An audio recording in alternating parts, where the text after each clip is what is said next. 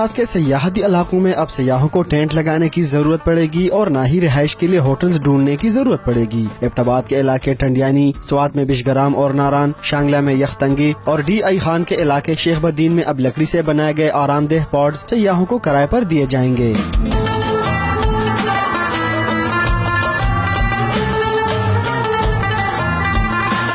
Bed rooms کی طرز پر بنائے گئے یہ پاڈز ملکی ہی نہیں غیر ملکیوں کے لیے بھی پرکشش ہے، جسے شمسی توانائی کے ذریعے بجلی فراہم کی گئی ہے۔ تمام پاکستانیوں سے اور خصوصاً پاکستان سے جو بیرون ملک ہیں وہ یہاں لازمی آئے شاہراہ میں اور ایک دفعہ ایک رات یہاں گزارے تاکہ انہیں صحیح معنوں میں نیچر کا جو پتہ چل سکے۔ آلدو یہاں پہ کوئی نیٹ ورک کوریج وغیرہ نہیں ہے، لیکن یہاں پہ جو فیسلٹیز پرووائڈ کی گئی ہیں they are awesome۔ موسمی اثرات سے محفوظ یہ کیمپنگ پاڈز ایسے دیگر علاقوں میں بھی لگائے جائیں گے جہاں سیکیورٹی بہتر ہو اور دور دور تک ہوٹل کی سہولت دستیاب نہ ہو۔ رحمی سبزئی، 92 نیوز، پشاور۔